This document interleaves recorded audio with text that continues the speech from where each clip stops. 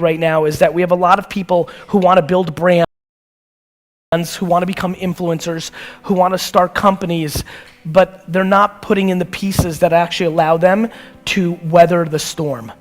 You know, the thing that I'm most proud of is the two biggest businesses I've ever built. I basically started them during very difficult times. When I first got involved in my dad's liquor store business, it was the late 90s, and just about a year and a half into my journey, I guess 2 years into my journey, the stock market crashed and all the internet companies folded, and all the people that were making money that I was targeting to sell wine stopped having money to buy wine. And then right behind that, because most of my business was New York and New Jersey based, even though we were building an internet company, it was only about a year later that 9/11 happened, and not only, changed, for anybody that lived in the New York, New Jersey area, it was much more compounded for us because we lost loved ones, and I remember I lost 100 employees from one organization in one day. I had to go in hand by hand and take their emails out because everybody passed away from Cantor Fitzgerald that worked in that office. So I persevered through that because I was practical, because I didn't have a lot of overhead, and because I wasn't romantic, I wasn't dreaming. I knew that I had to buy and sell wine and liquor and beer, and I had to make sure that my expenses weren't greater than the money I was bringing in. VaynerMedia started in the ashes of the economic meltdown of the US. When I started VaynerMedia, people didn't want to pay $5,000, let alone the $50,000 or $100,000 they pay us a month now for our services. And when I started VaynerMedia, it's funny, I watch everybody watch my journey now, and there's that cliche thing of like overnight success, right? I'm gonna have this TV show come out this June, and it's gonna change my profile, right? I'm gonna sit on a stage with Will.i.am and Gwyneth Paltrow and Jessica Alba for this Apple show that I'm about to do, and everybody's gonna say, where'd he come from? That happened overnight, and it's even really happened in social. I'm sure for a lot of you, you've only really even have known about me for the last 6 months or so, even though I've been putting out content online for 10 years every single day. And so the thing that I've been really thinking about is practicality. Like VaynerMedia, even though I had already built a nice sized business, it wasn't like I was extracting a lot of money out of Wine Library. And so when AJ and I started VaynerMedia 7 years ago, we started it out of a company called Buddy Media's conference room. For the first 2 years that I ran VaynerMedia, we had no rent. We first worked out of a conference room. We then worked out of a co-working space before the whole WeWork and co-working space revolution, and I bartered my time to help that company in exchange for a very small space. We didn't buy furniture, we scrapped.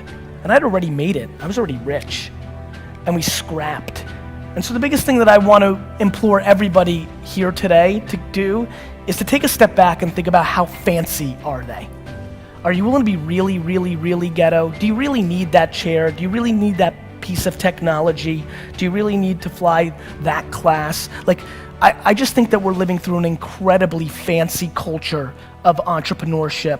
Entrepreneurship and CEO status is quite sexy. People are selling a lifestyle that is filled with lots of fun and trips and champagne and bikinis and bling bling and all sorts of horse shit, right? And I just think that era of this era is gonna come to an end somewhere within the next 5 years. And very honestly, I just don't want a lot of people in this room that dream to build their own businesses to have to go work at a bank or go work at a retail store. And so I would highly recommend something that I think is stunningly not talked about enough, which is if you're building a business, you have to be making money.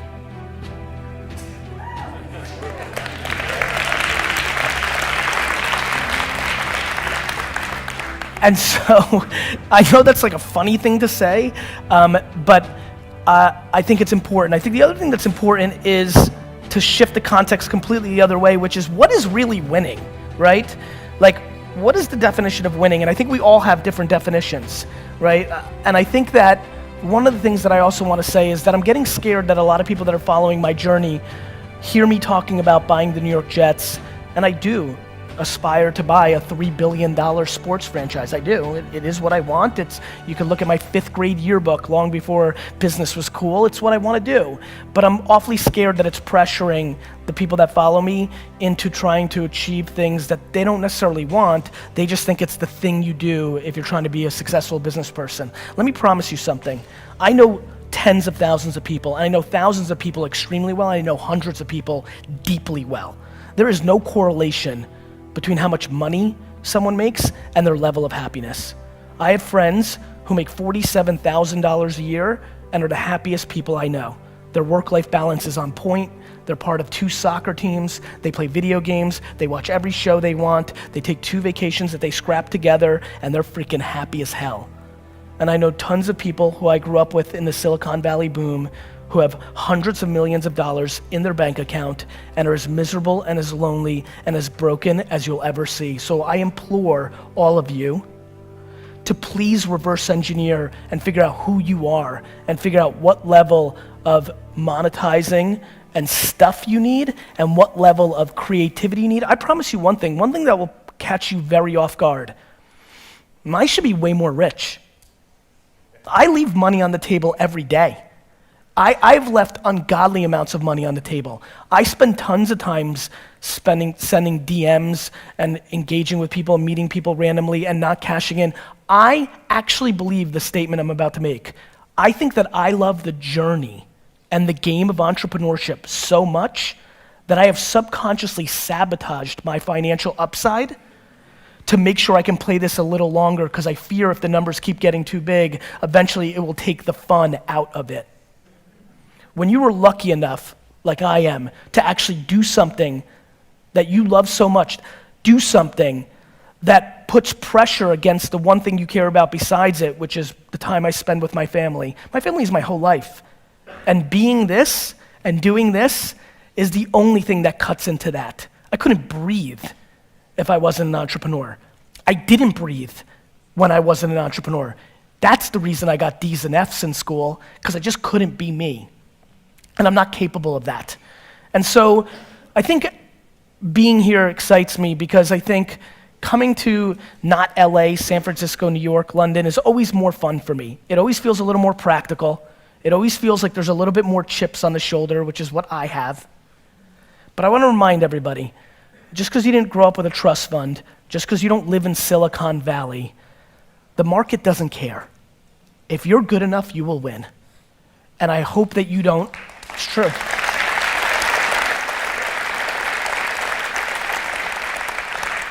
And if you sit around and ponder, well, if I didn't live here, or if my mom wasn't an alcoholic, or if I just learned about this earlier, or if I'd been following this person earlier, or if I wasn't born a woman, or if I wasn't born a minority, if you sit and do that, you are losing. You're not wrong. It's just that business and marketing and all this doesn't care. There's just no emotion in the market.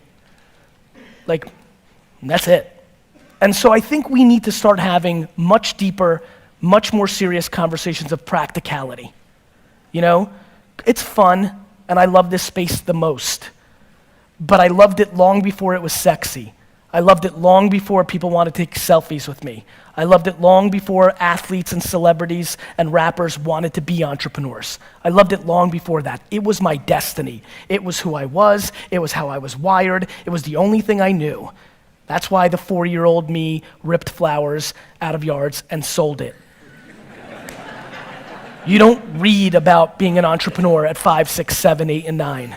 I didn't jump on this because it's cool now and it makes me money and girls. I did it because it's all I ever was. And I implore you, if you came here to be an entrepreneur, but this talk allows you to realize you're really an artist, or you're really a number 3 in a company because you bring this level of energy and you don't want to be a number 1, because let me promise you something about being a number 1. I'm not an entrepreneur, I'm a firefighter. My entire life is taking care of crap, putting out fires. 24/7, 365, my whole life is, this is a problem. Fix this, and guess what? When you're the last line of defense, there's no blaming your boss. There's no blaming the logo. There's no blaming the government. It's all my fault. All of it. And so, it's super sexy, but what's not being talked about is the friends and acquaintances I have who've committed suicide in the entrepreneur land the last 4 years because nobody talks about the downside. Everybody thinks they're gonna be Zucks. Everybody thinks they're gonna build Snapchat. Go look at the data. The data shows that the far majority of this room will not succeed, not even close to building an actual business. And I don't come here to be somber. I come here to remind you that there's only one thing you can do. The only thing you can do that can trump the moment mommy and daddy had sex to make you. The only thing that can trump that, the only thing that can trump your DNA, the only thing that is controllable, if you want it, if you want this, is work.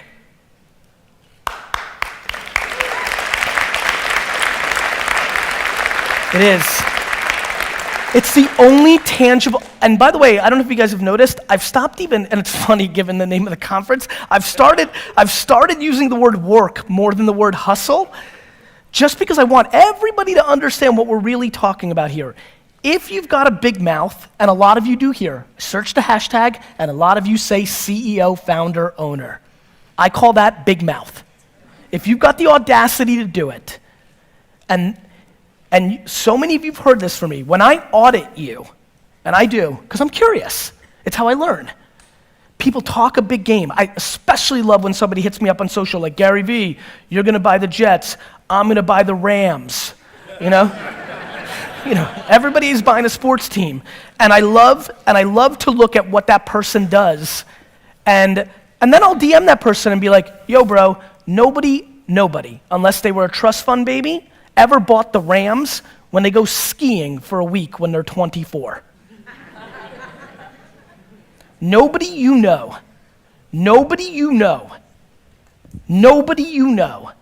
has become successful outside of it being given to them from their family.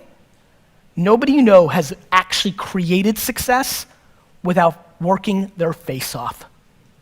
It doesn't exist.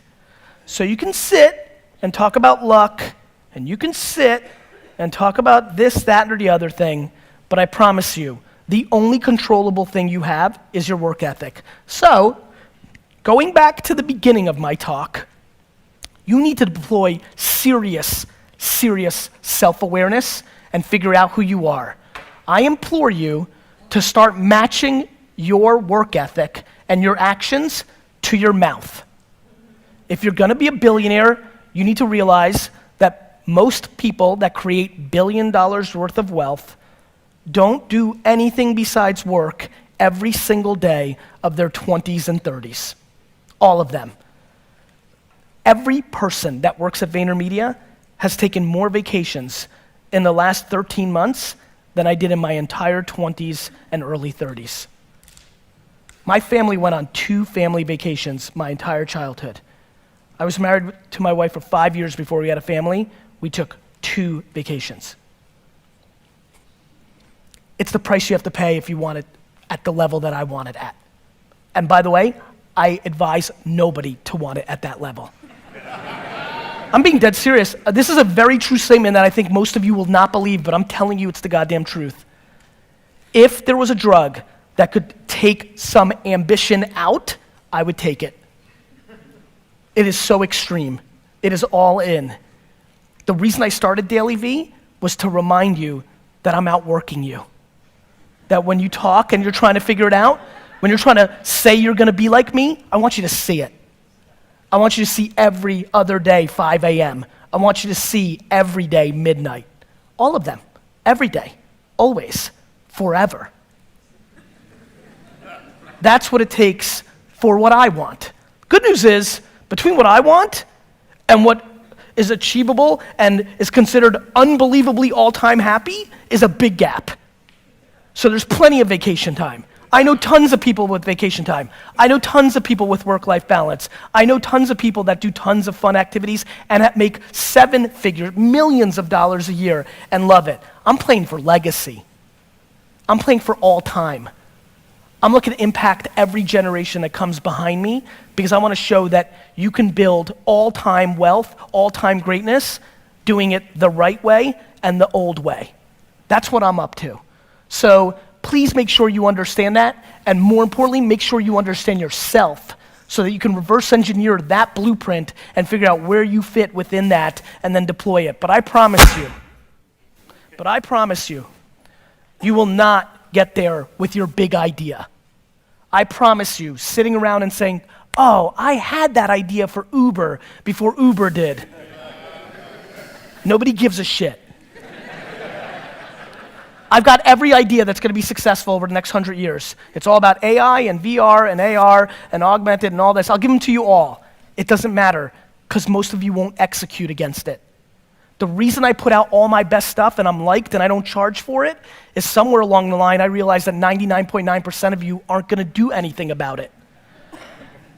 You're going to ponder it. You're going to get super